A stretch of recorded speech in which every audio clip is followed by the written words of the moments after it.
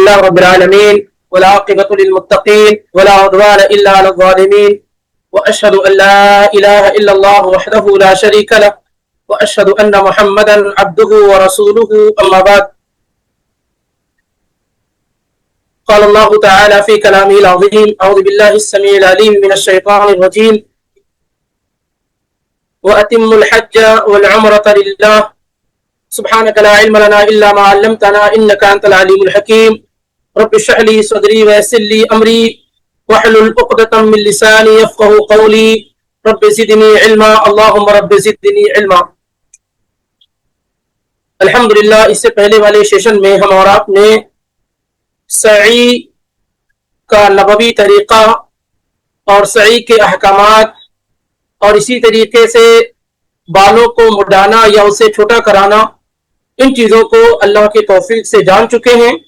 اور اسی طریقے سے جو لوگ حج تمتع کرنے والے تھے تو ان کا عمرہ مکمل ہو چکا اور وہ عمرہ کر کے حلال ہو گئے.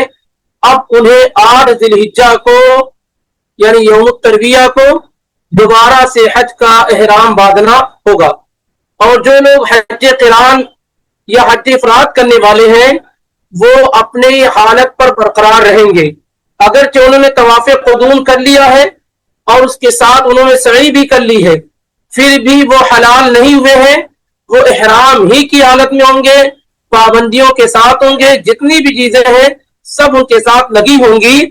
اور الا یہ کہ بس جو تمتع کرنے والے ہیں وہ کیا ہے حلال ہو گئے ہیں.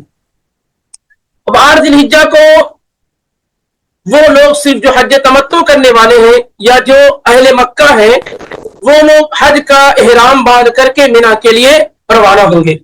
سنت کا طریقہ یہ ہے کہ 8 ذی الحجہ کو حاجی لوگ جو مکہ کے اندر ہیں یا باہر سے آئے ہوئے مکہ کے اندر ٹھہرے ہوئے ہیں وہ لوگ 8 ذی الحجہ کو مکہ ہی کے اندر جہاں بھی ٹھہرے ہوئے ہوٹل میں گھر میں جہاں بھی ہوں وہیں پر وہ غسل کریں جو بھی احرام کی سنت اس سے پہلے ذکر کی گئی تھی. احرام کی سنت جو بھی ذکر کی گئی تھی نمبر 1 غسل کرنا, خوشبو لگانا, جب تلبید وغیرہ کی ضرورت ہو تو تلبید کرنا اور پھر اس کے بعد احرام والا لباس پہن کر کے پھر حج کی نیت کرنا. پھر کیا ہے حج کی نیت کرنا جب بالکل مینا کے لیے نکلنے کا ارادہ ہو جائے. آپ اپنی سواری پر بیٹھ گئے ہیں, بس پر بیٹھ گئے ہیں اور اب آپ مکہ سے مینا کے لیے روانہ ہو رہے ہیں تو ایسی صورتحال میں کیا ہے اب آپ حج کی نیت کریں اور اللہم لبیک حجن کہتے ہوئے آپ تلبیہ پکارنا شروع کر کے مینا کی طرف آپ کیا ہے روانہ ہو جائیں گے. یہ ان لوگوں کے بارے میں ہے جو حج تمتع کر رہے ہیں یا وہ لوگ جو مکہ کے رہنے والے ہیں اور جو ہے حج افراد کر رہے ہیں ان لوگوں کے لیے کیا ہے یہ معاملہ ہے. باقی جو لوگ دوسرے جگہوں سے آئے ہوئے ہیں اور انہوں نے احرام باندھ رکھا حج قران یا حج افراد کا تو وہ لوگ اپنی حالت پہ برقرار رہیں گے, ان کو الگ سے کچھ کرنے کی ضرورت نہیں ہے. جابر بن عبداللہ رضی اللہ تعالی عنہ فرماتے فلما کان یوم الترویہ توجہوا الی منی فاحلوا بالحج کہ جو 8 ذی الحجہ یوم الترویہ تھا جو 8 ذی الحجہ تو لوگوں نے حج کا احرام باندھا اور مینا کی طرف کیا ہے متوجہ ہو گئے. یہ صحیح مسلم میں 1218 نمبر کی حدیث ہے یعنی 1218 کی حدیث ہے. اسی طریقے سے ایک اور حدیث جابر بن عبداللہ رضی اللہ تعالی عنہ ہی سے مروی ہے کہ حتی اذا کان یوم الترویہ وجعلنا مکہ بظاہر اہل اللہ بالحج کہ جب یوم الترویہ 8 ذی الحجہ تھا تو مکہ کو ہم نے اپنے پیٹھ پیچھے چھوڑا اور حج کا احرام بند کر کے ہم مینا کی طرف روانہ ہوئے. اور عبداللہ ابن عمر رضی اللہ تعالی عنہ ہی سے ثابت ہے کہ اذا کان بمکہ یحرم بالحج یوم الترویہ کہ جب وہ مکہ میں ہوتے تو 8 ذی الحجہ کو وہ حج کا احرام باندھتے 8 ذی الحجہ کو وہ حج کا احرام باندھ کر کے نکلتے تھے. یہ بھی روایت صحیح بخاری میں 166 اور صحیح مسلم میں 1187 کے اندر موجود ہے.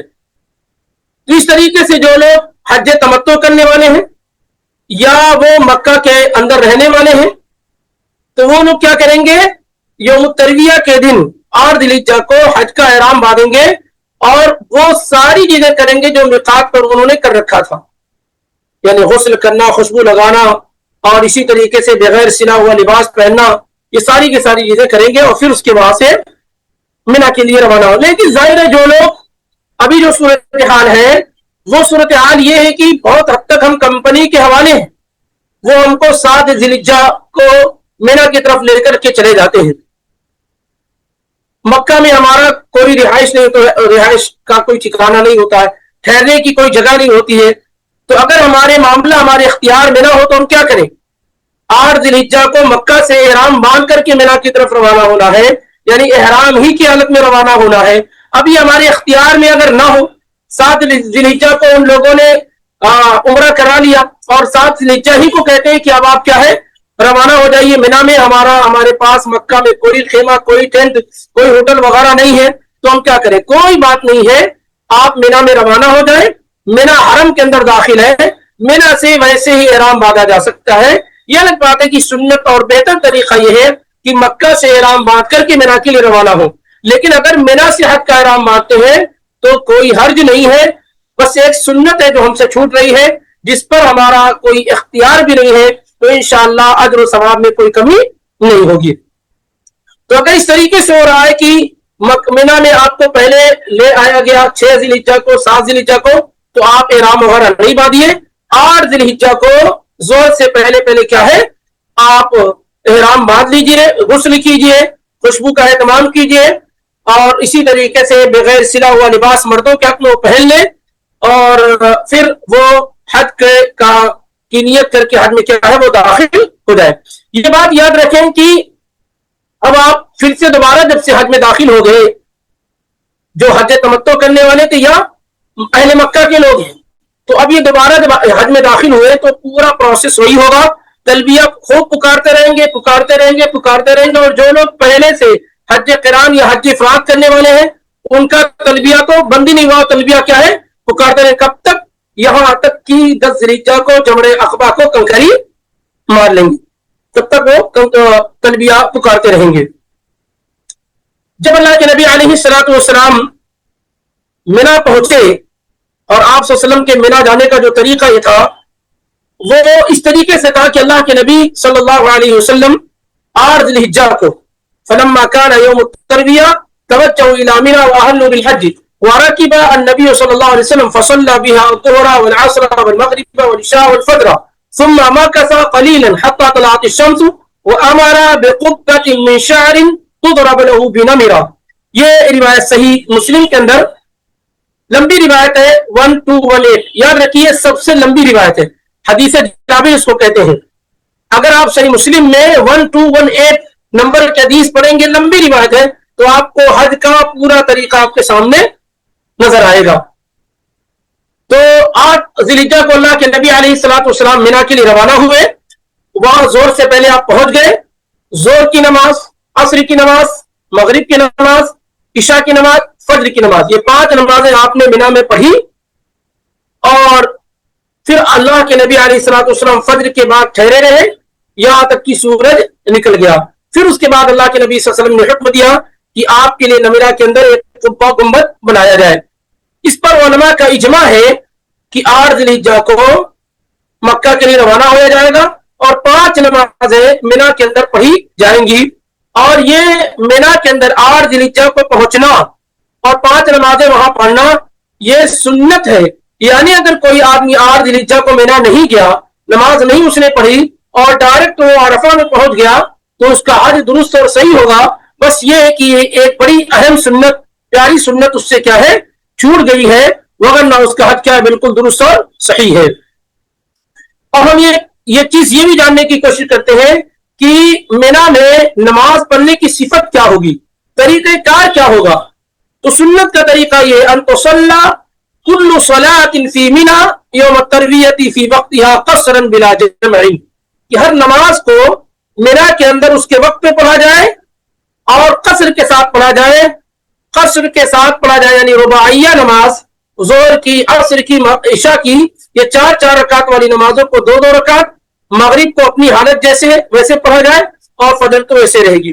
تو نمازوں کو منا کے اندر قصر کے ساتھ پڑھا جائے یہ سنت ہے، اور بغیر جمع کی پڑھا جائے، یعنی زور اور اثر کو ملایا نہ جائے، مغرب اور عشاء کو ملایا نہ جائے۔ تو سنت یہ ہے کہ قصر کے ساتھ پڑھا جائے لیکن جمع کے ساتھ نہ پڑھا جائے۔ عبداللہ ابن عمر رضی اللہ تعالیٰ عنہ بیان کرتے ہیں صلی رسول اللہ صلی اللہ علیہ وسلم بمنا رکعتین، اللہ کے نبی صلی اللہ علیہ وسلم نے منا میں 2 رکعتیں نماز پڑھائیں، وابو بکر بعدہ، اور آپ کے بعد خلیفۃ المسلمین ابو بکر صدیق رضی اللہ تعالیٰ عنہ نے 2 رکعت نماز پڑھائی، وعمر بعد ابی بکر، اور ابو بکر کے بعد عمر جب خلیفہ بنے رضی اللہ عنہ وارضا تو انہوں نے بھی 2 رکعت نماز پڑھائی، وعثمان صدرا من خلافته، اور عثمان رضی اللہ تعالیٰ عنہ نے اپنی خلافت کے شروعات کے زمانے میں 2 رکعت نماز پڑھائی، پھر اس کے بعد انہوں نے 4 رکعت نماز کیا ہے منا میں پڑھائی، اس کی اپنی وجوہات ہیں۔ یہ حدیث جو ہے یہ حدیث آپ کو صحیح بخاری میں 1082 اور صحیح مسلم میں 694 کے اندر مل جائے گی، اور اس پر ابن رشد رحمہ اللہ نے اجماع نقل کیا ہے کہ منا کے اندر 2 رکعت نماز کیا ہے پڑھی جائے گی۔ اب اس سلسلے میں ایک اہم بات یہ بھی ہے کہ اہل مکہ جو ہیں، مکہ کے افراد، مکہ کے جو لوگ عمرہ حج کر رہے ہیں، کیا وہ لوگ بھی منا میں قصر کے ساتھ نماز پڑھیں گے یا پوری نماز پڑھیں گے؟ مکہ کے رہنے والے لوگ کیا منا میں پوری نماز پڑھیں گے یا قصر کے ساتھ نماز پڑھیں گے؟ اس سلسلے میں علماء کی 2 رائے ہیں۔ پہلی رائے یہ کہ اہل مکہ منا کے اندر قصر کے ساتھ نماز پڑھیں گے، اہل مکہ منا کے اندر قصر کے ساتھ نماز پڑھیں گے، اور یہی رائے مالکیہ کی، اور اسی طریقے سے امام ابن تیمیہ، ابن باز، شیخ البانی وغیرہ سب کی رائے کیا ہے یہی ہے۔ دلیل ابھی جو ذکر کی گئی ہے عبداللہ ابن عمر رضی اللہ تعالیٰ عنہ کی حدیث، صحیح بخاری کی 1082 کی اور صحیح مسلم کی 694 کی، کہ اللہ کے نبی صلی اللہ علیہ وسلم نے، ابو بکر صدیق نے، عمر رضی اللہ تعالیٰ عنہ نے اور عثمان بن عفان رضی اللہ تعالیٰ عنہ نے اپنے زمانے کی شروعات میں 2 رکعتیں لوگوں کو پڑھائی ہیں۔ اب ظاہر ہے یہ نماز پڑھنے والوں میں اہل مکہ کے لوگ بھی شامل تھے۔ اللہ کے نبی صلی اللہ علیہ وسلم نے اہل مکہ سے یہ نہیں کہا کہ آپ لوگ 2 رکعت نہیں 4 رکعت نماز پڑھیں، تو سارے مکہ والے لوگوں نے مکہ منا کے اندر 2 رکعت نماز کیا پڑھی، قصر کے ساتھ نماز پڑھی ہے۔ اس لیے واللہ اعلم بالصواب، اس سلسلے میں درست بات اور صحیح بات یہی معلوم ہوتی ہے کہ اہل مکہ جو لوگ بھی منا کے اندر ہیں، چاہے وہ مسافر ہو یا غیر مسافر ہو، سب کے سب قصر کے ساتھ نماز پڑھیں گے، کیونکہ جب اللہ کے نبی علیہ السلام نے حج ادا کیا تھا تو اس بات کی کوئی دلیل موجود نہیں ہے کہ اللہ کے نبی صلی اللہ علیہ وسلم نے تفریق کی ہو کہ فلاں لوگ قصر کے ساتھ پڑھیں گے نماز اور فلاں لوگ اتمام کے ساتھ نماز پڑھیں گے، یعنی پوری نماز پڑھیں گے۔ اس لیے منا کے اندر سارے کے سارے لوگ قصر کے ساتھ نماز پڑھیں گے، یہی سنت کا طریقہ ہے، واللہ اعلم بالصواب۔ اب اس کے بعد آتے ہیں کہ منا میں رات گزارنے کا، جو عرفہ کی رات ہے وہ منا میں گزارنے کا کیا حکم ہے؟ یعنی جب ہم 8 ذی الحجہ کو پہنچے ہیں تو رات تو عرفہ کی ہو جا رہی ہے نا، کیونکہ پہلے اسلامی ڈکشنری میں، اسلامی شریعت میں پہلے رات آتی پھر دن آتے ہیں۔ تو جب ہم 8 ذی الحجہ کو پہنچے منا تو دن 8 ذی الحجہ منا کا ہو گیا، لیکن مغرب کے بعد جو رات شروع ہو رہی ہے وہ رات کیا ہے؟ وہ عرفہ کی رات کہلاتی ہے۔ تو سوال یہ ہے اس بات کا کہ منا میں رات گزارنا کیا کیسا ہے، اس کا کیا حکم ہے؟ اس کا جواب یہ ہے کہ منا میں رات گزارنا حاجی لوگوں کے لیے یہ کیا ہے؟ سنت ہے بھی اتفاق، تمام علماء کے اتفاق کے ساتھ، کسی نے اس کو واجب اور ضروری نہیں قرار دیا ہے۔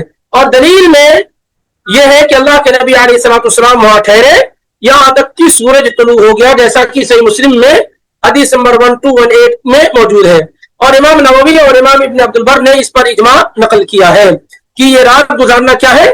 سنت ہے، منا کے اندر واجب پر ضروری نہیں ہے۔ اب جب آپ منا میں رات گزار چکے، اگلا جو دن آپ کا آ رہا ہے وہ عرفہ کا دن ہے، اور یہ سب سے زیادہ اہم اور بنیادی دن ہے، سب سے زیادہ اہم اور بنیادی دن ہے۔ پہلے ہم جان لیں عرفہ کسے کہتے ہیں۔ اصل میں عرفہ 9 ذی الحجہ کو عرفہ کہا جاتا ہے، اور یہ عرفہ یا عرفات یہ 9 ذوالحجہ کو حاجی لوگوں کو ٹھہرنے کی جگہ ہے، اور یہ مکہ سے ایسٹ کی طرف، پورب کی طرف تقریباً 23 کلومیٹر کے فاصلے پر ہے، اور یہ حرم کے اندر داخل نہیں ہے. یہ حرم کے اندر کیا ہے؟ داخل نہیں. مکہ سے ایسٹ کی طرف تقریباً 22 سے 23 کلومیٹر کے فاصلے پر واقع ہے، جہاں حاجی لوگ کیا ہے؟ ٹھہرتے ہیں. اور یہ جو میدان عرفات ہم اپنی زبان میں کہتے ہیں عرفہ یا عرفات، یہ ایک ہی چیز ہے. صحیح بات یہ ہے، یہ جو اب جو 9 ذوالحجہ ہے نا، یہ بڑا ہی افضل دن ہے.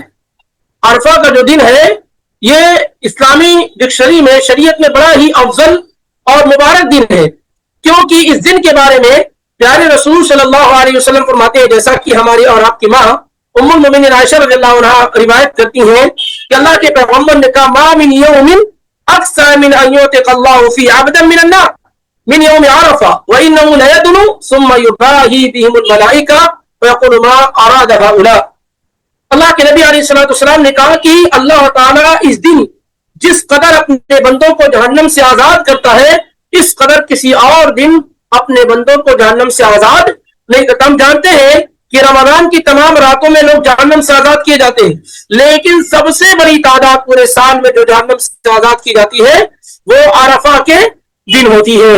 اور اللہ تعالیٰ بندوں سے قریب ہو جاتا ہے، اور ان کے ذریعے سے جو عرفہ کے میدان میں حاضر ہوتے ہیں، اللہ تعالیٰ فرشتوں میں ان کے ساتھ فخر کرتا ہے. یہ روایت صحیح مسلم میں آپ کو مل جائے گی 1348 کے اندر. ایسی ایک روایت اور بھی آئی ہوئی ہے، آپ اس پر بھی نظر دوڑائیں کہ کس قدر عرفہ کے دن کی فضیلت ہے. عمر بن خطاب رضی اللہ تعالی عنہ سے مروی ہے کہ ان رجلا من اليهود قال يا امير المؤمنين، ایک یہودی آدمی نے امیر المؤمنین عمر بن خطاب رضی اللہ تعالی عنہ سے کہا آیۃ فی کتابکم تقرؤونها، تمہاری کتاب قرآن میں ایک آیت ہے جس کو تم پڑھتے ہو، اگر وہ آیت ہم یہودیوں کے درمیان نازل ہو گئی ہوتی تو ہم اس دن کو عید منا لیتے.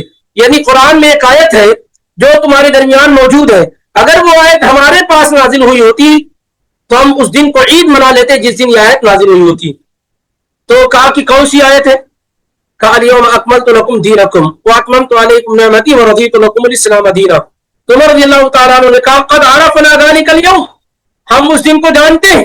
والمکان الذی نزلت فیہ علی النبی صلی اللہ علیہ وسلم، اور اس مکان اور جگہ کو بھی جانتے ہیں جس جگہ پر یہ آیت اللہ کے نبی صلی اللہ علیہ وسلم پر نازل ہوئی. وہ قائم بعرفہ یوم الجمعہ، اللہ کے نبی عرفہ کے میدان میں کھڑے ہوئے تھے، جمعے کا دن تھا، اور اسی موقع پر یہ آیت کریمہ اللہ کے نبی صلی اللہ علیہ وسلم کے قلب اطہر پر کیا ہے؟ نازل کی گئی. جیسا یہ روایت صحیح بخاری میں 45 میں اور صحیح مسلم میں 3017 کے اندر موجود ہے. اس سے بات معلوم ہوئی کہ اللہ تعالیٰ نے دین کی تکمیل کا جو اعلان فرمایا وہ کون سی دن فرمایا؟ عرفہ کے دن، اور اسی موقع پر یہ آیت کریمہ نازل بھی ہوئی ہے. اسی طریقے سے عرفہ کی فضیلت میں یہ بھی ہے، جیسا کہ ابو قتادہ الانصاری رضی اللہ تعالیٰ عنہ کی روایت ہے کہ صیام یوم عرفہ احتسب علی اللہ ان یکفر السنۃ التي قبلہ والسنۃ التي بعدہ، کہ عرفہ کا ایک روزہ رکھنے سے پچھلے ایک سال کے گناہ اور آئندہ ایک سال کے گناہ معاف ہو جاتے ہیں. یہ روایت بھی صحیح مسلم میں 1162 کے اندر موجود ہے. ایک روایت اور بھی ہے جو اس دن کو کی فضیلت کو بیان کرتی ہے، وہ عبداللہ بن عباس کی روایت. اللہ کے نبی علیہ السلام نے کہا کہ ان 10 دنوں میں، یعنی عشر ذی الحجہ میں، ذی الحجہ کی ابتدائی 10 ایام میں نیک عمل سب سے زیادہ اللہ رب العالمین کو پسند اور محبوب ہے. یہاں تک کہ اللہ کے نبی صلی اللہ علیہ وسلم سے پوچھا گیا کہ اگر کوئی آدمی جہاد کے لیے نکل جائے تو کیا یہ عمل اللہ کو اس قدر محبوب نہیں ہے؟ تو اللہ کے نبی صلی اللہ علیہ وسلم نے کہا نہیں، مگر یہ کہ کوئی شخص جہاد کے لیے نکل جائے اور اپنی جان اور مال سب قربان کر کے واپس آ جائے. اور ظاہر ان 10 دنوں میں عرفہ کا دن بھی کیا ہے؟ شامل ہے. تو عرفہ کے دن بہت فضیلت والا، مقام اور مرتبے والا دن ہے. عرفہ کے دن ہمیں اور آپ کو حاجی لوگوں کو عرفہ میں وقوف کرنا ہوتا ہے، اور یہ بات اس سے پہلے ذکر کی جا چکی ہے کہ عرفہ میں وقوف کرنا یہ حج کا سب سے اہم رکن ہے. عرفہ میں اسٹے کرنا یہ حج کا سب سے اہم رکن ہے، سب سے اہم پلر ہے. وَلَا يَصِحُّ الْحَجُّ إِلَّا بِهِ، حج اس کے بغیر درست اور صحیح ہو ہی نہیں سکتا ہے. وَمَنْ فَاتَهُ الْوُقُوفُ بِعَرَفَةَ فَاتَهُ الْحَجُّ، اور جو عرفہ میں وقوف نہ کر سکے، اسٹے نہ کر سکے، اس کا حج کیا ہے؟ فوت فوت ہو گیا وہ حج نہیں کر سکتا ہے. اللہ تعالیٰ نے قرآن میں کہا فَإِذَا أَفَضْتُم مِّنْ عَرَفَاتٍ فَاذْكُرُوا اللَّهَ عِندَ الْمَشْعَرِ الْحَرَامِ. سورہ بقرہ کے آیت نمبر 198 میں کہ جب تم عرفہ سے فارغ ہو کر نکلو مینا مزدلفہ کی طرف تو مشعر حرام کے پاس اللہ کو خوب یاد کرو. اس سے بات معلوم ہوتی ہے کہ عرفہ میں وقوف کرنا کیا ہے؟ ضروری عمل ہے. کیونکہ اللہ تعالیٰ کہتا ہے عرفہ میں وقوف کے بعد جب مزدلفہ کے لیے کیا ہے نکلو، کیونکہ مزدلفہ عرفہ میں وقوف کے بعد کیا ہے جایا جاتا ہے. اور عبد الرحمن بن عامر رضی اللہ تعالیٰ عنہ کی روایت میں ہے اللہ کے نبی صلی اللہ علیہ وسلم نے کہا الحج عرفہ، عرفہ میں اسٹے کرنا ہی حج ہے. سنن ابو داؤد میں 1949، ترمذی میں 889 کی یہ روایت ہے، نسائی ابن ماجہ وغیرہ دوسری جگہ بھی ہے. اور عروہ بن مغرس الطائی رضی اللہ تعالیٰ عنہ کی روایت میں اللہ کے نبی علیہ السلام نے کہا وقد وقف بعرفہ قبل ذلك لیلا و نہارا فقد اتم حجہ وقضى تفثه، کہ جو آدمی عرفہ میں رات اور دن کے کسی بھی حصے میں ٹھہر لے، یعنی فجر کی نماز جس نے ہمارے ساتھ پڑھی، یعنی عید الاضحیٰ کے دن فجر کی نماز جس نے ہمارے ساتھ پڑھی اور اس سے پہلے وہ عرفہ میں رات اور دن کے کسی بھی حصے میں ٹھہر لیا، تھوڑا بھی اسٹے کر لیا، تو اس کا کیا ہے حج مکمل ہو گیا، اس کا حج کیا ہے مکمل ہو گیا. اس لیے ہر حال میں عرفہ میں وقوف کرنا، اسٹے کرنا ضروری ہے، اگرچہ چند لمحوں اور منٹوں ہی پر کیوں نہ ہو. لیکن اگر جیسے کوئی آدمی کسی بھی وقت جا کر کے جو اس کا یعنی 9 ذی الحجہ کو اور رات دن ملا کر کے 5 منٹ 10 منٹ ٹھہر گیا تو اس کا حج مکمل ہو جائے گا، اس کا حج کیا ہے مکمل ہو جائے گا. یہ حج کے رکن میں سے ایک اہم رکن ہے. اب آئیے ہم اور آپ دیکھیں کہ عرفہ میں اسٹے کی شرطیں کیا ہے، عرفہ میں وقوف کی شرطیں کیا ہے، اس کو بھی ہم جانتے ہوئے چلنے کی کوشش کرتے ہیں. عرفہ میں اسٹے اور وقوف کی جو شرط ہے وہ کئی ایک ہے. نمبر 1 آپ یکون الوقوف فی ارض عرفات، یہ کہ آپ عرفہ کے میدان میں ہو، عرفہ کی زمین میں ہی ٹھہرے ہوئے ہو. اگر آپ کہیں اور ٹھہر گئے تو پھر ایسی صورتحال میں آپ کی شرط، آپ کا وقوف عرفہ صحیح نہیں ہوگا.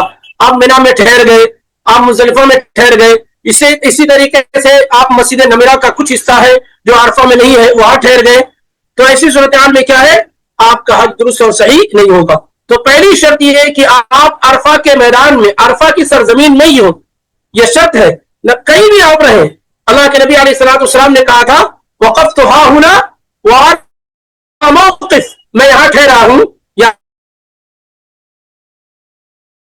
کیا ہے ٹھہرنے کی جگہ. کہیں بھی عرفہ میں آپ ٹھہر لیں لیکن عرفہ ہی کا میدان ہونا چاہیے. یہ شرط اور ضروری نہیں ہے کہ آدمی جب رحمت پیدا آگے انشاءاللہ بات آ رہی ہے. یہ بھی روایت صحیح مسلم میں 1218 میں موجود ہے. اور اس پر علماء نے کیا ہے اجماع نقل کیا ہے کہ آدمی عرفہ کے میدان میں ہی کیا ہے ٹھہرے، ورنہ اس کا حج درست اور صحیح نہیں ہوگا. اگر کوئی آدمی وادی اورانہ میں ٹھہرتا ہے، مسجد اورانہ بالکل قریب ہے، تو اگر کوئی اللہ کے نبی صلی اللہ علیہ وسلم یہاں ٹھہرے تھے لیکن آپ نے یہاں خطبہ دیا تھا، اس کے بعد ظہر کے بعد آپ وہاں چلے گئے تھے، تو یہاں پر اگر کوئی آدمی ٹھہرتا ہے وادی اورانہ کے اندر تو ایسی صورتحال میں اس کا حج کیا درست نہیں ہوگا. وادی اورانہ جو آپ دیکھیں گے عرفات اور حدود حرم کے درمیان علم اور نشانی ہے، بڑا چھوٹا علاقہ ہے اور اس کو آج مسجد اورانہ بھی کہا جاتا ہے. یہ عرفات سے خارج ہے، یہ عرفہ سے ایگزٹ ہے، باہر ہے. وہاں اگر کوئی آدمی ٹھہرتا ہے تو اس کا حج درست اور صحیح نہیں ہوگا. اور بالکل ملا ہوا ہے، یعنی آدمی بہت دھیان سے توجہ کے ساتھ، ایسا نہ ہو کہ وہی ٹھہرا ہو اس کو معلوم نہ ہو. نبی علیہ السلام نے کہا ارفعوا عن بطن اورانہ، کہ تم لوگ اورانہ سے دور رہو، اورانہ سے دور رہو. اگر آدمی وہاں ٹھہرے گا تو اس کا وقوف درست اور صحیح نہیں ہوگا. امام ابن خزیمہ نے اسے روایت کیا ہے اپنی صحیح کے اندر 2816 کے اندر. اس لیے آج تو نشانی بنائی گئی ہے، جگہ جگہ اناؤنس کیا گیا ہے کہ آپ عرفہ سے باہر ہے، کون سی جگہ ہے، اس کا اہتمام کیا جائے. ایسا نہیں کہ کچھ لوگ اگر وہاں کھڑے ہیں تو درست اور صحیح بھی ہوگا وہاں ٹھہرنا. تو اورانہ اس مقام سے بچنے کی اور اپنے آپ کو بچانے کی کوشش کریں.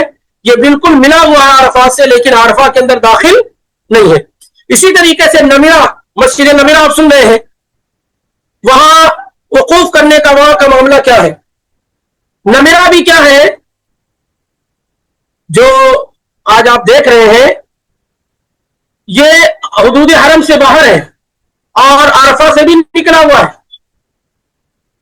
اور اس میں کچھ حصہ کیا ہے عرفہ کے اندر داخل، اور اکثر حصہ کیا ہے عرفہ میں داخل نہیں ہے. اس لیے عرفہ نہ تو نمرہ نہ تو عرفہ میں ہے اور نہ ہی حدود حرم میں. وہ خاص نمرہ جو جگہ تھی، اب تو بہت بڑا علاقہ ہو گیا ہے. اس لیے یہاں پر کیا ہے، سورج کے زوال کے بعد، سورج کے زوال کے بعد، سورج کے طلوع ہو جانے کے بعد زوال تک وہاں ٹھہرنا، وہاں نزول فرمانا، یہ مستحب عمل ہے. عرفہ میں جانے سے پہلے عرفہ میں جانے سے پہلے، عرفہ کب جائیں گے؟ جب زہر کا وقت ہو جائے. زہر سے پہلے آپ کہاں ٹھہرے رہے؟ مقام نمرہ، جو آج مسجد نمرہ بن گئی ہے، وہاں ٹھہرنا سنت. آگے انشاءاللہ یہ بات کیا ہے آ رہی ہے. جو مشہور روایت ہے جابر بن عبداللہ رضی اللہ تعالی عنہ کی، صحیح مسلم کے اندر 1218 کے اندر، اس میں کہتے ہیں فاجاز رسول اللہ صلی اللہ علیہ وسلم حتى اتى عرفہ فوجد القبة قد ضربت له بنمرة فنزل بها حتى اذا زاغت الشمس امر بالقصوى فرحلت له فاتى بطن الوادي فخطب الناس. اصل میں اللہ کے نبی علیہ الصلوۃ والسلام جو ہے منی سے سورج کے طلوع ہو جانے کے بعد نکل گئے. سورج طلوع ہو جانے کے بعد جب آپ نکلے وہاں سے، تو آپ کہاں آئے؟ نمرہ آئے، جہاں مسجد بنائی گئی ہے، وہاں آئے اللہ کے نبی علیہ الصلوۃ والسلام، اور وہاں آپ کے لیے گنبد وغیرہ ڈالا گیا، وہاں آپ ٹھہرے یہاں تک کہ جب جو ہے سورج اپنی تپش کو پہنچ گیا، تو وہاں سے اللہ کے نبی علیہ الصلوۃ والسلام بطن الوادی میں آئے. اور وہاں یہ بھی عرفہ میں نہیں ہے، وہاں اللہ کے نبی علیہ الصلوۃ والسلام نے خطبہ دیا، پھر آپ جو ہے عرفہ کے اندر، عرفہ کے میدان میں داخل ہوئے، اور وہاں اللہ کے نبی علیہ الصلوۃ والسلام نے ظہر اور عصر کی نماز تقدیم کے ساتھ کیا ہے پڑھائی تھی. تو سنت کا طریقہ یہ ظاہر بھی اس وقت بھی یہ آسان کام نہیں ہے، یہ آسان کام نہیں ہے مسجد نمرہ پہنچ پانا، یہ نمرہ پہنچ پانا. لیکن اگر کسی انسان کے اختیار میں ہے، طاقت اور قوت رکھتا ہے، تو منی سے وہ کہاں ہے؟ نمرہ ہے، اور فوری طور پہ عرفات میں داخل ہو. منی سے نمرہ ہے، اور جب نمرہ زوال ہو جائے، سورج غروب ہو جائے، زوال ہو جائے، ظہر کا وقت ہو جائے، تو اس کے بعد وہاں سے نکلے اور عرفہ میں پہنچ کر کے ظہر اور عصر کی نماز کیا ہے تقدیم کے ساتھ پڑھے. اسی طریقے سے جو آدمی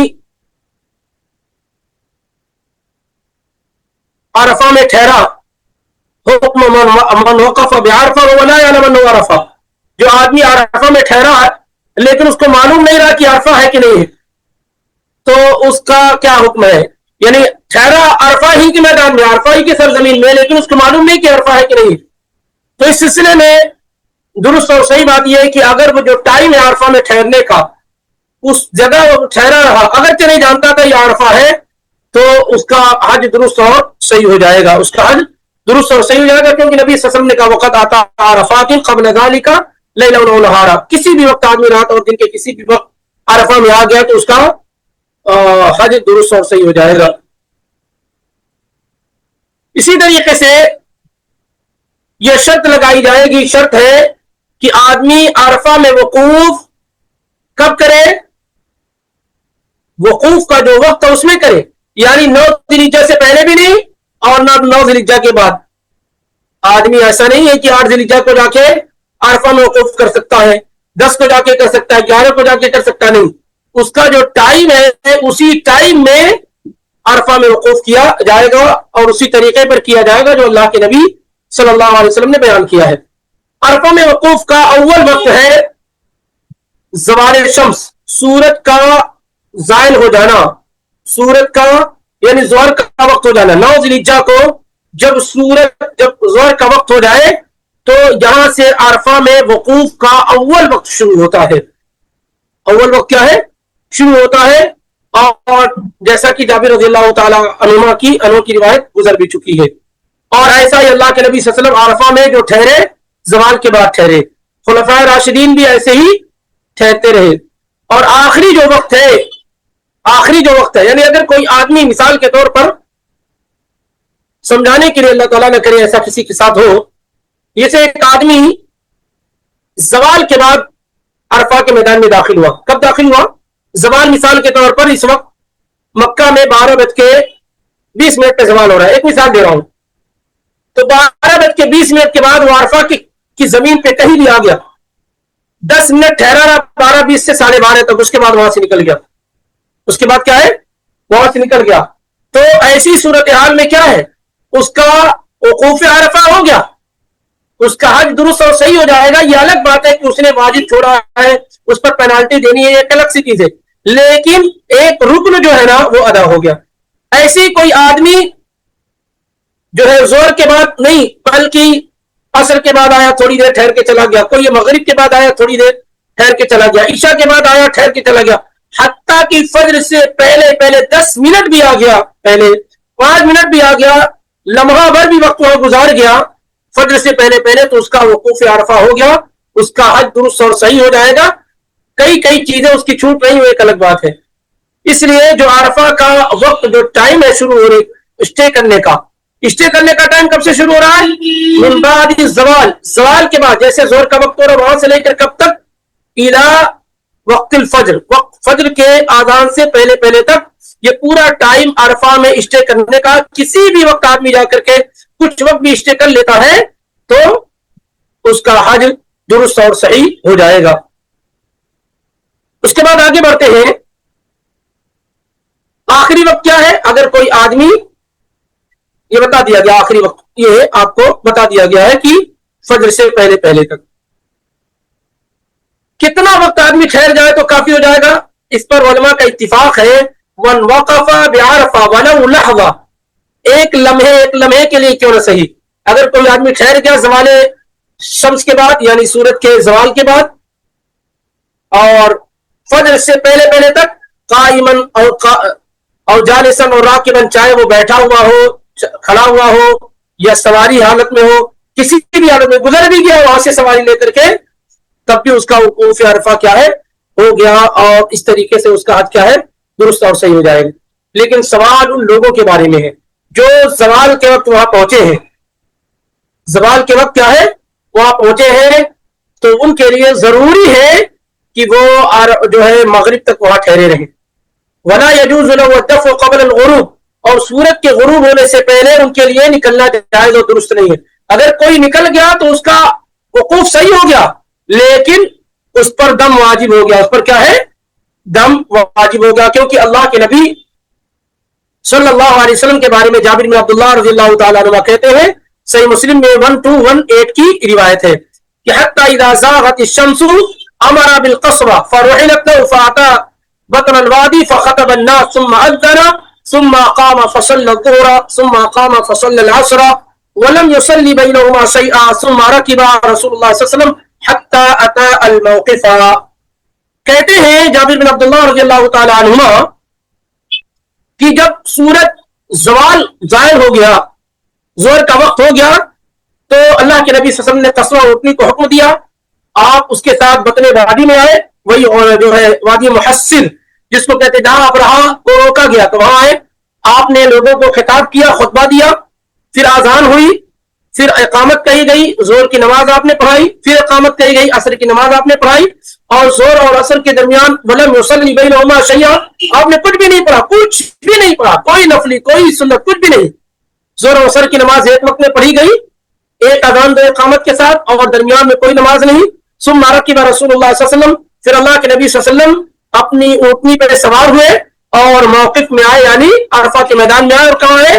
جبل الرحمہ کے پاس اللہ کے نبی صلی اللہ علیہ وآلہ وسلم آئے. یہ اللہ کے نبی صلی اللہ علیہ وآلہ وسلم کا طریقہ رہا. اب اس کے بعد آگے بڑھتے ہیں. اچھا، جب آپ عرفہ میں داخل ہوں گے تو عرفہ میں سنت کا طریقہ تو یہی ہے کہ اگر آپ کے لیے میسر ہو، آسان ہو، تو آپ کہاں جائیں؟ آپ جبل الرحمہ کے نیچے ٹھہرے. اگر آپ کے لیے کیا ہے؟ آسان ہو، ٹھہر سکتے ہو وہاں، لیکن اس کے لیے اپنے آپ کو تکلیف پہنچانا، مشکلات میں ڈالنا، ایسا نہیں، ایسا بالکل بھی نہیں ہونا چاہیے. بلکہ جیسا بہت سارے لوگ کیا کرتے ہیں جبل الرحمہ پہنچنے کے لیے پورا کا پورا وقت کیا ہے ضائع اور برباد کر دیتے. ایسا نہیں ہونا چاہیے, ایسا نہیں ہونا چاہیے. بلکہ اگر میسر ہو جائے جبل الرحمہ کا جو پتھر ہے نیچے وہاں ٹھہرنا تو ٹھیک ہے, وہ کرنا کہیں بھی نبی صلی اللہ علیہ وسلم کیا کہ وقف تو ہاں ہونا وکل عرفہ موقف, میں یہاں جبل الرحمہ کے پاس اسٹے کر رہا ہوں لیکن پورا عرفہ اسٹے کرنے اور وقوف کی جگہ. اب ظاہر ہے کہ اتنے لاکھ لوگ ہیں وہ سب جبل الرحمہ کے پاس نہیں جا سکتے ہیں, تو خام خواہ وقت ضائع نہ کیا جائے, اگر آسانی سے میسر ہو سکے تو ٹھیک ہے. اور معلوم ہو جاتا تصویریں آنے لگتی ہیں کہ وہاں پر ٹھہرنا ممکن نہیں ہوگا. شاید یہ لنک جیسے ہی بند ہو جائے دوسری لنک میں آپ لوگ آن ہو جائیے گا. تو وہاں پر جبل الرحمہ یہ پہنچنا کیا ہے, وہاں اسٹے کرنا سنت ہے کیونکہ اللہ کے نبی صلی اللہ علیہ وسلم وہی تھے. اب اس کے بعد زور سے لے کر کے آپ نے خطبہ سن لیا, پہلے خطبہ پھر زور کی نماز پھر عصر کی نماز. اب اس کے بعد کیا کرنا ہے آپ کو, نماز نہیں پڑھنی ہے. یاد رکھیں مغرب تک نماز نہیں پڑھنی ہے. یہ نبی صلی اللہ علیہ وسلم کے متعلق صحابہ رسول صاف کہتے ہیں کہ آپ نے نماز نہیں پڑھی ہے, بلکہ یہ وقت کہاں لگانا ہے آپ کو, دعا کرنے میں لگانا ہے. یہ وقت کہاں لگانا ہے آپ کو, خوب دعا کرنے میں لگانا ہے. اس پر ہمیں اور آپ کو کیا ہے توجہ دینے کی ضرورت ہے, توجہ دینے کی ضرورت ہے. اور اللہ کے نبی صلی اللہ علیہ وسلم کے متعلق ہے کہ آپ قبلہ رخ ہو کر کے ہاتھوں کو اٹھا کر کے دعا کرتے رہے اور تلبیہ پکارتے رہے. تو ہر شخص کو اس دن اس موقع پر کیا ہے اسی کا اہتمام کرنے کی کوشش کرنا چاہیے. روزہ وغیرہ رکھنا ہے, لیکن جو عرفہ کے میدان میں حجاج ہیں ان کو روزہ نہیں رکھنا ہے, ان کو کیا ہے روزہ نہیں رکھنا. ام الفضل رضی اللہ تعالیٰ عنہ کہتی ہیں کہ صحابہ اس بارے میں شک میں مبتلا تھے کہ کیا اللہ کے نبی صلی اللہ علیہ وسلم عرفہ کے میدان میں روزے کی حالت میں ہے کہ نہیں ہے. تو ام الفضل رضی اللہ تعالیٰ عنہ نے دودھ کا ایک پیالہ اللہ کے نبی علیہ الصلوۃ والسلام کی خدمت میں حاضر کیا, تو آپ صلی اللہ علیہ وسلم نے اس کو پی لیا, جس سے معلوم ہوتا ہے کہ روزہ بڑی فضیلت والا ہے. لیکن جو لوگ حج ادا کر رہے ہیں اور عرفہ کے میدان میں ہیں وہ لوگ یہ روزہ نہیں رکھیں گے, وہ لوگ کیا ہے یہ روزہ نہیں رکھیں گے. تو عرفہ کے میدان میں نبی علیہ الصلوۃ والسلام کی سنت اور آپ کا طریقہ کیا ذکر کیا جا رہا ہے کہ آپ وہاں پر اچھا ایک اہم چیز اس سے پہلے کہ ایسا نہ ہو کہ چھوٹ جائے بھول جائے مجھ سے, وہ یہ ہے کہ عرفہ کے لیے بھی غسل کرنا چاہیے. عرفہ کے دن بھی غسل کرنا کیا ہے ایک مسنون عمل ہے, ایک سنت والا عمل ہے کہ یستحب الاغتسال للوقوف بعرفہ. آپ عرفہ میں وقوف کرنا چاہتے ہیں تو اس دن غسل کریں, کیا ہے غسل کریں. علی رضی اللہ تعالیٰ عنہ سے ہے کہ لما سئل عن الغسل, جب غسل کے بارے میں ان سے سوال کیا گیا تو کہا یوم الجمعاتی و یوم عرفہ و یوم النحر و یوم الفطر. غسل سال میں 4 دن, جمعے کے دن, عرفہ کے دن, قربانی کے دن اور عید کے دن, یہ چاروں دن غسل کیا ہے سنت کا طریقہ ہے. امام الشافعی رحمہ اللہ نے اس کو الام کے اندر ذکر کیا ہے اور امام بہقی نے السنن الکبریٰ میں 6343 کے اندر ذکر کیا, اور شیخ البانی نے الارواء کے اندر اس کی سند کو صحیح قرار دیا ہے. ایسے ہی نافع عبداللہ بن عمر رضی اللہ تعالیٰ عنہ کے بارے میں کہتے ہیں کہ کان یغتسل لوقوف عشیۃ عرفہ, کہ عبداللہ بن عمر رضی اللہ تعالیٰ عنہ عرفہ میں وقوف کے لیے کیا کرتے تھے غسل کرتے تھے. تو اس موقع پر غسل کرنا بھی یہ سنت کا طریقہ ہے. غسل کرنا کیا ہے یہ سنت کا طریقہ ہے. عرفہ کا جو خطبہ ہے یہ بھی سنت ہے, ضروری نہیں. بہت سارے لوگ خطبے کے لیے بے چین اور پریشان دیتے ہیں اور سمجھتے ہیں کہ بہت ضروری ہے.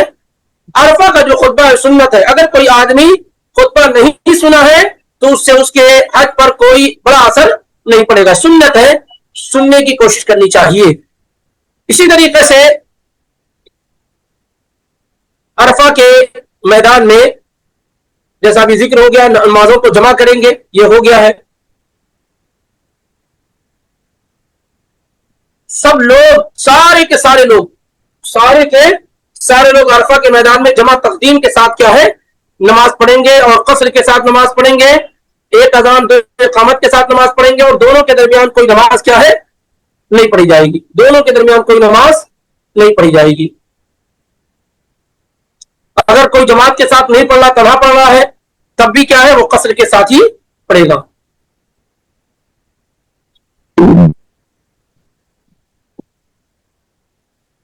آتے ہیں غسل وغیرہ کا ذکر ہو جانے کے بعد عرفہ کے دن کیا کرنا چاہیے, کون سی عبادت کرنی چاہیے. تو عرفہ کے دن کثرت سے دعا, ذکر اور تلبیہ یہ خوب پکارا جائے. تلبیہ آپ کو معلوم ہے, تلبیہ کیا ہے آپ کو معلوم ہے, اور اسی طریقے سے ذکر اور دعا خوب کی جائے. یعنی استغفار ہے, لا الہ الا اللہ وحدہ. سب سے افضل دعا کیا ہے جو عرفہ کے میدان میں کی جانی چاہیے؟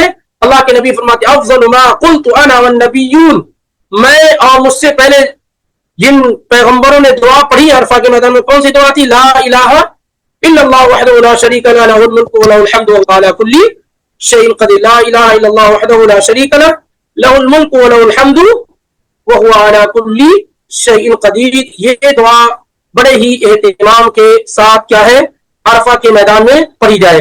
اس کے علاوہ تکبیرات وغیرہ پڑھی جائے, اس کے ساتھ دعا وغیرہ کی جائے. یہ ساری کی ساری چیزیں کیا ہے اللہ کے نبی صلی اللہ علیہ وسلم کی سنت اور آپ کا طریقہ ہے. اس موقع پر نماز وغیرہ کا ذکر نہیں ملتا ہے. اس موقع پر کیا ہے نماز وغیرہ کا ذکر نہیں ملتا ہے, کیونکہ نبی صلی اللہ علیہ وسلم کے بارے میں جو حدیث جابر ہے صحیح مسلم میں 1218 کی, اس میں کہ فجعل بطن ناقته القصوى الى الصخرات, اللہ کے نبی صلی اللہ علیہ وسلم اپنی اونٹنی قصوہ کے ساتھ کہاں پہنچے؟ صخرات, وہی جبل الرحمہ کے پاس پہنچے. وجعل حبل المشاة بین یدیہ واستقبل القبلہ, قبلے کا آپ نے استقبال کیا, خانہ کعبہ کی طرف آپ متوجہ ہوئے. فلم یزل واقفا حتی غربت الشمس, تو آپ اپنی اونٹنی پہ سوار دعا کرتے رہے کھڑے ہو کر کے یہاں تک کہ سورج غروب ہو گیا. یہاں تک کہ کیا ہے سورج غروب ہو گیا. تو ظہر سے لے کر کے مغرب تک ہمیں کرنا کیا ہے؟ مغرب تک ہمیں کرنا یہ ہے کہ ہم وہاں کثرت کے ساتھ دعا کریں, تلبیہ وغیرہ پکاریں, اور اسی طریقے سے اپنے آپ کو آدمی خانہ کعبہ کی طرف ہو جائے, قبلہ رخ ہو جائے, ہاتھوں کو اٹھا کر کے دعا کرے, تھک جائے پھر بیٹھ جائے, تھوڑا لیٹ کر کے تلبیہ وغیرہ پکارتا رہے, لیکن اپنے وقت کو ضائع نہ کرے, کیونکہ بڑا ہی قیمتی موقع ہے. جگہ بھی بڑی بہترین ہے دعا کی قبول ہونے کی, حالت بھی آپ کی بہت بہترین ہے, اور یہ ساری کی ساری چیزیں اکٹھا اور جمع ہو گئی ہیں. اس لیے اگر کوئی آدمی عرفہ میں جائے اور خالی نہ اٹھائے تو یہ محروم آدمی کہا جائے, محروم آدمی کہا جائے گا. اس لیے اپنے آپ کو بالکل اس دن کے لیے کیا ہے ریڈی اور تیار کر رہے. بہت سارے لوگ اس دن بھی کیا ہے موبائل وغیرہ کے فتنے میں مبتلا ہوتے ہیں اور فون فان کرنے میں لگے رہتے ہیں, اور اس سے ایک بہت بڑی چیز کیا ہے, بہت بڑی چیز فوت ہو جاتی ہے, بہت بڑی خیر اور بھلائی کیا ہے فوت ہو جاتی. اس لیے اس سلسلے میں اپنے آپ کو مکمل کیا ہے ریڈی اور تیار رکھیں. ایسا نہ ہو کہ کوئی لمحہ یہ ضائع اور برباد ہو جائے. ہو سکتا ہے کہ اس کے بعد پھر آپ کی زندگی میں یہ موقع نہ مل پائے. یہ موقع کیا ہے آپ کی زندگی میں نہ مل پائے.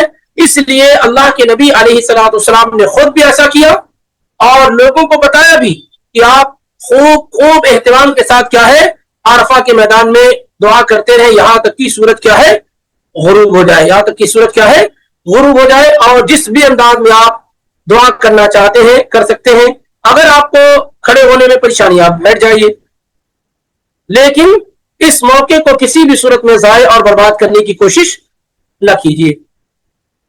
تو یہ عرفہ کے میدان میں بعض اہم اور بنیادی چیزیں ہمیں اور آپ کو کیا کرنی. کوئی حرج نہیں, آدمی کھائے پیے, اگر بہت زیادہ نیند کا غلبہ ہے تو کچھ آرام کر لے, اس سب میں کوئی حرج کی بات نہیں ہے. لیکن بہت سارے لوگ نوافل وغیرہ میں مشغول ہو جاتے ہیں. میرے بھائی عرفہ کے میدان میں اللہ کے نبی علیہ الصلوۃ والسلام سے نوافل سنت مؤکدہ اور اس طرح کی نماز کے پڑھنے کا کوئی ثبوت موجود نہیں. اس لیے اس سے بچنے کی کوشش کی جائے اور اپنے آپ کو دعا میں مشغول کیا جائے, ذکر و اذکار میں مشغول کیا جائے, تکبیر اور تحلیل کی جائے, اسی طریقے سے جو ہے تلبیہ وغیرہ خوب پکارا جائے.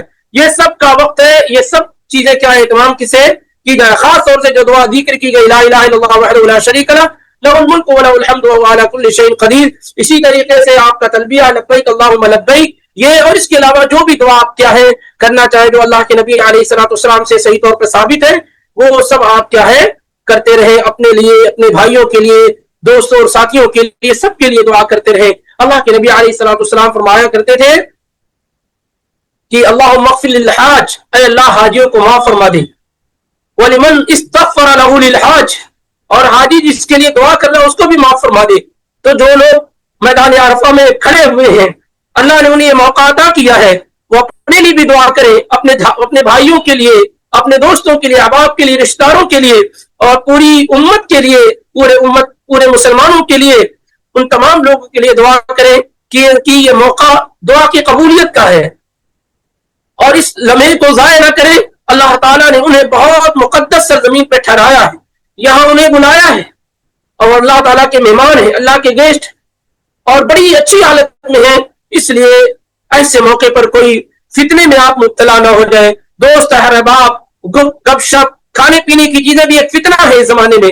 کمپنی والے کیا ہے, کمپنی والے تو اپنی ایڈورٹائز چاہتے ہیں, وہ یہ چاہتے ہیں کہ آپ ان کی کمپنی سے ہٹ کر ان کا فائدہ ہو. آپ کھانے پینے کی چیزوں کو دیکھ کر کے کھانے پینے کے فتنے میں مبتلا نہ ہو جائیں. ظاہر ایک تجربہ کئی سالوں سے یہی ہے کہ بہت سارے لوگ کیونکہ کھانے پینے کی بہت ساری چیزیں مل جاتی ہیں تو اس فتنے میں مبتلا ہو جاتے ہیں, کھانے پینے میں لگے. کم سے کم کھا پی کر کے زیادہ سے زیادہ عبادت میں اپنا وقت کیا لگانے کی کوشش کریں. لمحہ بلمحہ دیکھا جاتا ہے کہ وہ لوگ کیا ہے, کبھی جوس کے لیے چلے گئے, کبھی ٹھنڈے کے لیے, کبھی کافی کے لیے, کبھی چائے کے لیے, کبھی کھانے کے لیے, کبھی کسی چیز کے لیے بہت زیادہ وقت اپنا اس میں ضائع کر دیتے ہیں. میں اس کو کسی فتنے سے کم میں نہیں مانتا ہوں. جو کمپنی والے بہت زیادہ پرووائڈ کرتے ہیں نا ایسے موقع پر, اس سے بہت سارے لوگ اپنے آپ پر کنٹرول نہیں کر پاتے ہیں اور کھانے پینے کی چیزوں میں وہ مشغول ہو جاتے ہیں. تو اگر کھانا پینا آپ کا اس عظیم موقع سے, اس بہترین موقع سے آپ کو غافل کر رہا ہے, تو آپ کا کھانا پینا بھی کیا ہے, آپ کے لیے فتنے سے کم نہیں ہے.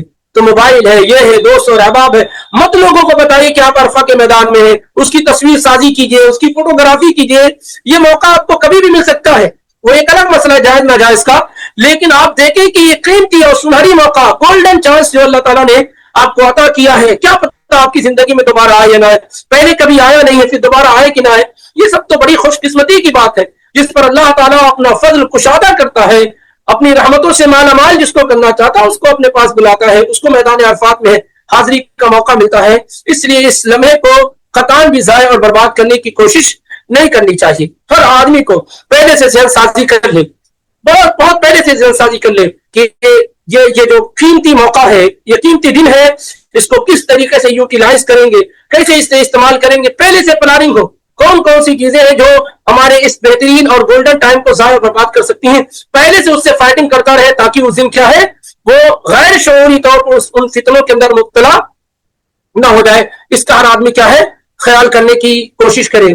تو اس طریقے سے جو ہے اللہ رب العالمین کی توفیق سے آپ اپنا وقت کیا ہے وہاں پر عرفہ کے میدان میں گزارنے کی کوشش کیجیے, عرفہ کے میدان میں گزارنے کی کوشش کیجیے. جب سورج غروب ہو جائے, مغرب کا وقت ہو گیا ہے, اب یہاں سے آپ جو ہے نکلنے کا وقت ہو گیا ہے, کہاں, مزدلفہ کی طرف.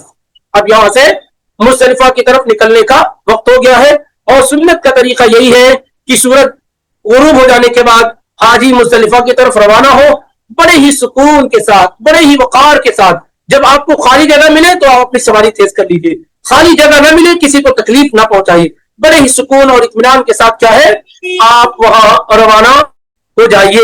یہ اللہ کے نبی صلی اللہ علیہ وسلم کا عرفہ کے میدان تک کا سفر جو آپ کے سامنے ذکر کیا گیا. اب انشاءاللہ عرفہ سے لے کر کے اخیر تک 13 ذی الحجہ یا 12 ذی الحجہ تک باذن اللہ کل ایک اور سیشن رکھا جائے گا, اللہ نے چاہا تو اس موقع پر اسے ذکر کیا جائے گا باذن اللہ. اور جو لوگ حج کے لیے جا رہے ہیں ظاہر ہے وہ تھوڑا تھوڑا کہ عرفہ میں کیا کرنا ہے, مزدلفہ میں کیا کرنا ہے, منی میں کیا کرنا ہے, کون سی چیز ضروری ہے, کون سی چیز رکن ہے, کون سی چیز منع ہے, اگر وہ اس طرح کا چارٹ تیار کر لیتے ہیں تو ان کو اس سے کافی آسانی ہو سکتی ہے تاکہ چیزیں گڑمٹ نہ ہو.